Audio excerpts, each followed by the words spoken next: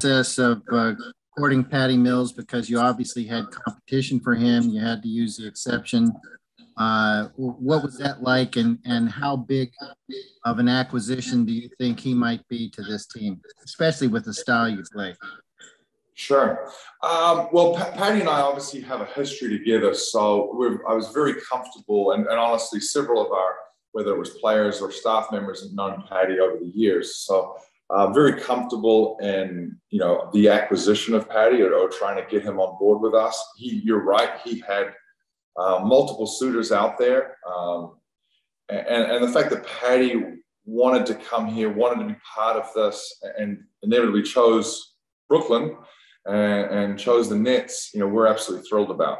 His style of play will fit seamlessly in with how Steve is running things and with the group, and honestly with what our needs are, both offensively and defensively. I don't think people realize how good a defender Patty can be. He's a knack. He's a pain out there. He's going to get up in people. When you've got a guy like that who's in elite shape at all times, he can impact the game at both ends of the court. So, we're certainly thrilled about adding him and his experience on the court. But then I think you look at Patty and what he brings off the court from a culture fit, from a background.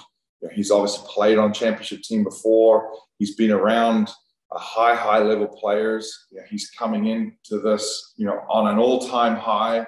We talked back when I was in San Antonio about these were his goals, was to get on the podium for Australia. And, I spent a few hours with him yesterday, and just to see him beaming and on this bronze medal high was like nothing else. So we're absolutely thrilled for him that he's able to achieve that goal, and that'll carry forward into this season. And, he's already had an opportunity to sit up close and personal with Kevin as well and start forming those bonds.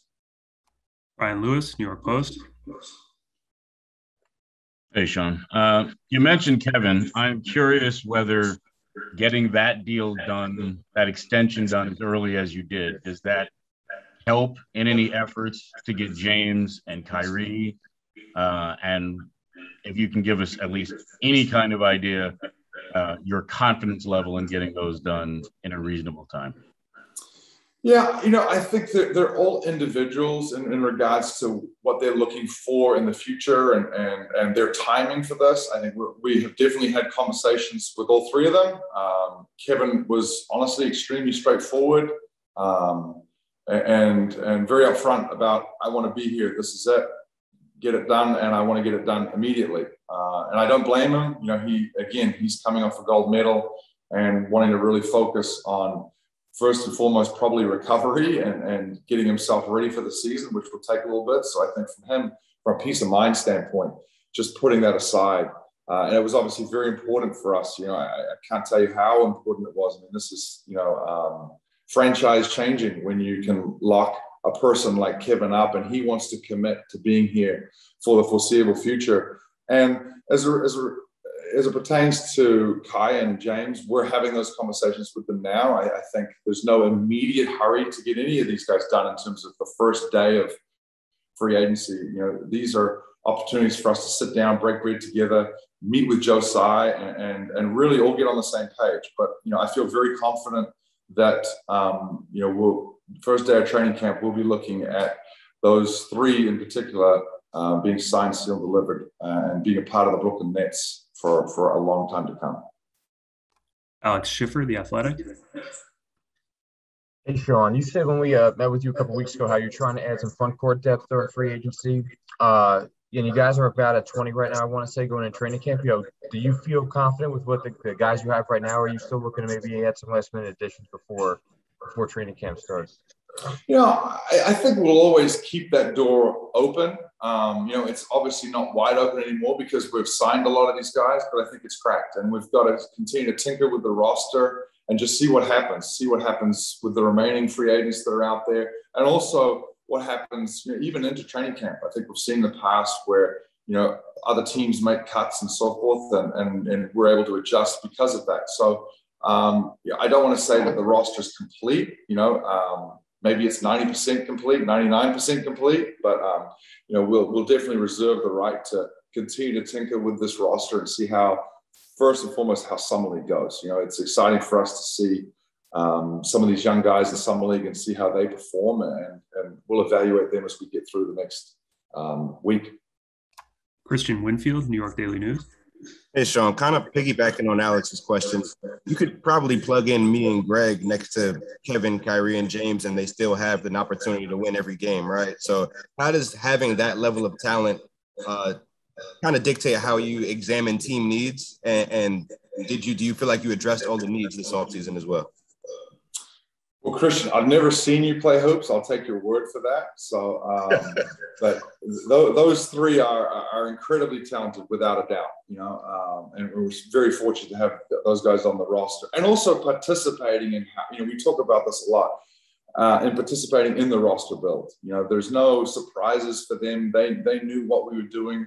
As we go through the first 3, 4, 5 days of free agency, and it's not just those guys. We involve a lot of the players in these decisions because they're up close and personal with playing against these guys. So who am I to tell them who can't play and who would fit better? I've got to take their opinions in this. I enjoy those conversations, honest conversations, and we don't always agree, but at the same time, I think it's great to have those conversations. So. Did we address all our needs? I think time will tell on that. I'm very excited about the additions that we made to this roster. I think we can all look at it and say, look, they were certainly focused in one area, and that was on a defensive-minded standpoint. So, by adding, Javon through a trade, by adding James and so forth. So, those guys will definitely plug in some holes without a doubt. And, at the same time, we'll certainly miss the guys that are no longer here and wish those guys extremely well as they move on to their other teams. But, I think we addressed a lot of the needs. We won't have addressed all the needs until, probably, post-trade deadline. And that's when we'll really know what we're dealing with. But we wanted to make sure we were deep as we head into the season. We want to make sure we're healthy, and certainly address some of those needs from a defensive standpoint. Tom Dowd, BrooklynNets.com. And Sean, with Cameron and Durant, obviously they've just played the one game the other day, but also had some practice sessions that I'm sure you saw. Just first reactions on how they started to fit in the first couple practices. Yeah, very, very positive with both our young guys who got to play in the first game, and excited to see the rest of the young guys play in the upcoming week here. There's always an adjustment, right? When a guy hasn't played basketball really in probably 5 or 6 months, since the end of their college season. And this season was quite unlike anything else where, in some cases ended early, in other cases they didn't have full seasons. And, the draft process and the workouts were spread out, and, we're dealing with, free agency and summer league, a month on down the road here. So it's certainly been a while since those guys have played organized basketball and not just had draft workouts. But we're very positive in what we saw specifically from Cam and Durant on day one, and as they continue to get in shape and get acclimatized to the system that we're running and their teammates and so forth, we're very positive and bullish on this next week for those guys. Back to Greg Logan. Sean, how do you view DeAndre Jordan's role moving forward? There were some reports that you did try to shop him and move his contract. Yeah, I think with all of our guys, there's always discussions, right? And whether it's reported or whether it's not reported, I don't want to use the old cliche, but it's a credit to our players that their names have come up in conversations and talks. But, when you have a good team, a good roster, people are obviously going to make calls. And I think from a GM standpoint, if we weren't having calls around the league, none of us would be doing our jobs. So that's what we do. Whether the roster looks the same, in a month or two, I really don't know. But as it stands now, DeAndre is certainly part of this roster, part of this team moving forward. Alex Schiffer, The Athletic. We mentioned the possibility of extending Kyrie and James. Obviously, both those guys were injured at the end of the season. Just do you have an update on James's hamstring and Kyrie's ankle? Yeah, so I've seen both of the guys over the last week. I've seen James working out. I've seen some videos of him, and he's really trending in the right direction. It looks great.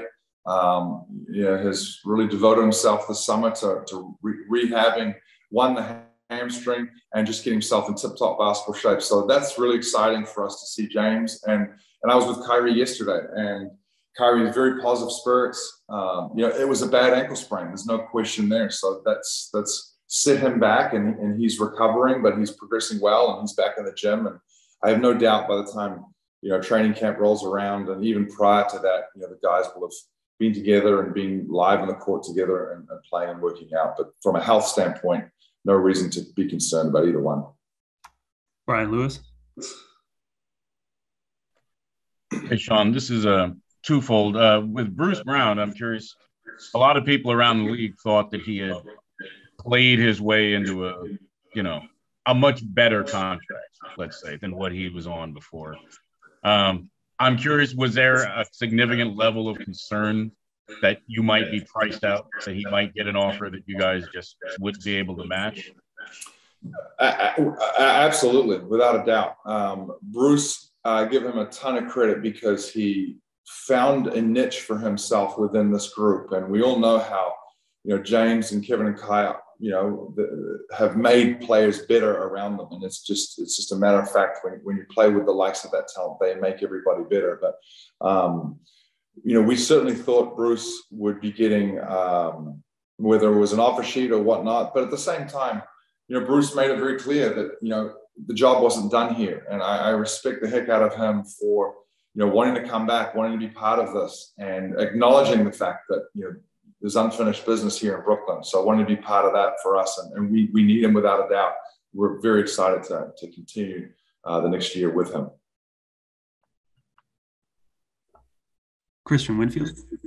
Hey, Sean, given the state of the franchise when you took over a few years ago, what does it mean to you? Oh, wait, no, you can hear me. What does it mean to you to be able to potentially be able to have three of the best scorers and players in NBA history on the team for the next half decade?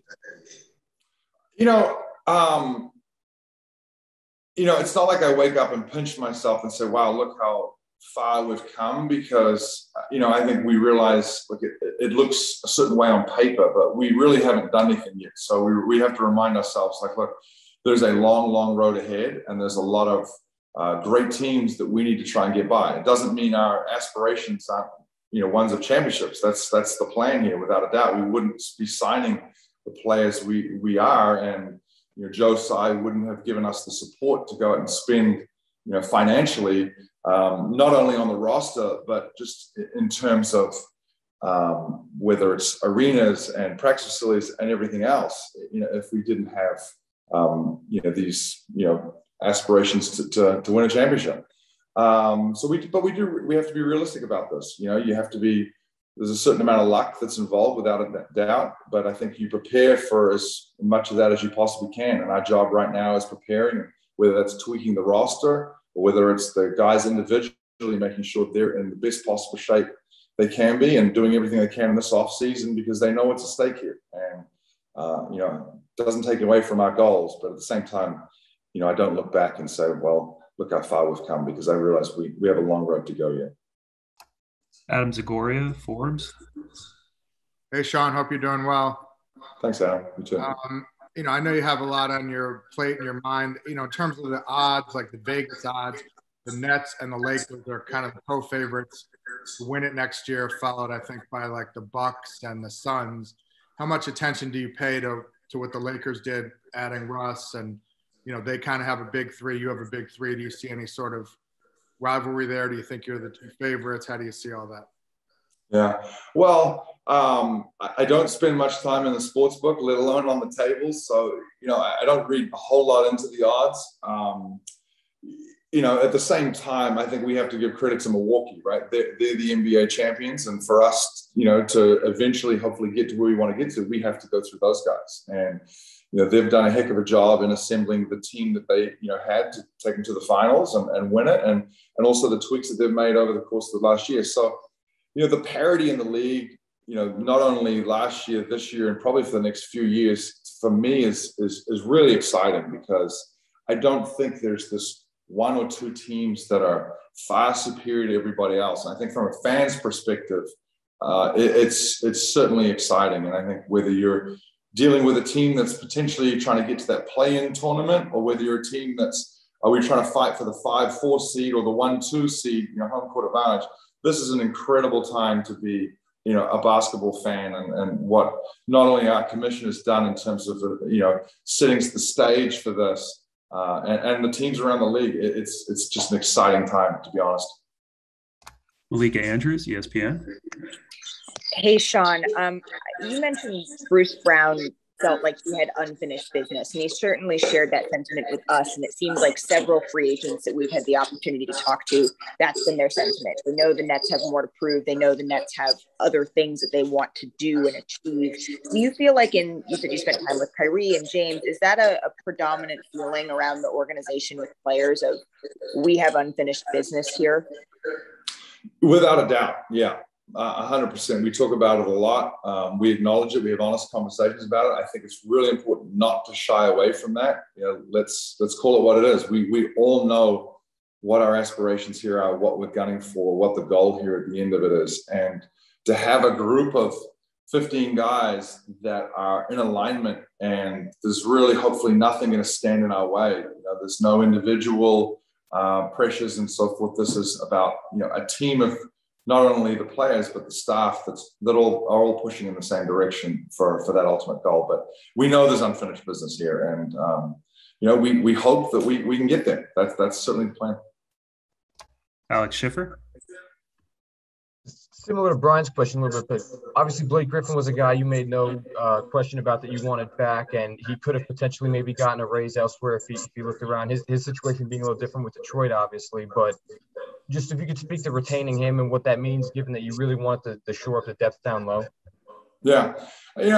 I think one thing I'd want to touch on here with Blake is behind the scenes. I think you guys all saw what he did on the court, the intangibles that he brought in terms of just the physical presence that he is. And, the media talked about sort of the rejuvenation and how he played. So it's a credit to Blake, credit to our performance team, and how, everybody bought in on that. But it's really the things in the locker room with Blake, to be honest. A lot of the things that go on behind the scenes with just who he is. And, it speaks volumes when a player like that could easily have gone to a multitude of other places.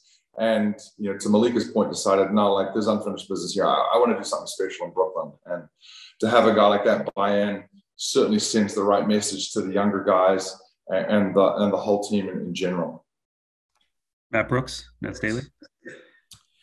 Hey, Sean, hope you're doing well. Thanks, man. As a question, you said that the roster is 90% there. Do you have an idea for what that extra 10% is that you'd want to add, or is that kind of just fluctuating day by day and you kind of need to see what this team looks like together? Yeah, I think there's a little bit of both, Matt. I'd hate to go in with preconceived notions as to we have to have this particular player or that attribute on the roster. This group really, even if you take the returning guys from last year, they've only played, a dozen or so games together. So they really haven't had a whole lot of time together. So this, the next 6 weeks training camp will be important. The amount of touch points that these guys have with one another, not only on their own, breaking bread and so forth, but as we get into training camp and we can get a much better feel for maybe some of the needs on the roster and so forth, so I think we'll be fluid. I think we'll, could potentially keep a roster spot open. We'll see where it all goes with this. We still have to, agree on a two-way position as well. So, I don't think we'll necessarily make our mind up, in the next 24, 48 hours or so. Christian Winfield. Hey, Sean, feels like it's been a while since we've heard anything about Nick and what he's been able to do this offseason. Can you kind of give us an update on what he's been up to and whether you see maybe his role expanding next season? Yeah, Nick has been in the gym very consistently this offseason, working with our coaches. He's obviously not on the Summer League roster. We felt as not only from Nick's side, but from his organizational standpoint, there were the things that maybe he needed to focus on, and he could do those better on an individual basis, working out with coaches and so forth. So he's doing that in Brooklyn. We've been very pleasantly surprised with, where he's coming. He knows he's got a long way to go. I think for him to get consistent minutes and to play at the level where not only he's expecting him to play, but the organization is, he's got to put the time in and got to put a lot of work in. And so far, we've seen that. There's another 6 weeks to go for training camp, so plenty of time. But he has all the intangibles. You guys have talked about the athleticism and his sort of tenacity to attack the rim and his ability to put the ball on the floor and so forth. Whereas, can he do those things at a high level? Can he expand his game? Is he working on his shooting ability? Can he stretch the floor? Can he hit corner threes? And ultimately, he's going to have to stay healthy. So, in order for him to really take advantage of all those things, he's got to be out on the court and got to be able to, help us predominantly on the defensive end. Last question, Greg Logan. Sean, we've seen that you've added a bunch of guys with a defensive mentality on the second unit, but I think if there's one question about the Nets, it's their rebounding ability, and that they're especially going to be tested by a team like the 76ers this year. Do you have to do anything more to improve the rebounding this season? I think it's a great question, Greg, and I think yes. In short, yeah, we do have to address that. I don't know that needs to be addressed necessarily with an acquisition. I mean, it could come from within. It comes with a mindset too. I mean, we need to get better on the defensive end. We need to get better rebounding, and we have a lot of players that have that skill set. It's going to come with a mindset. So. There's, Durant, for instance, does he get an opportunity to play and push our group in that regard? Potentially. Nick Claxton knows what's at stake for him. DeAndre Jordan knows what's at stake for him. And adding James Johnson into the fold here, a guy like that who has a toughness about him, defensive-minded presence, we're going to be expecting him to crash those boards and hit the rebound. But it's going to come as a team effort without a doubt.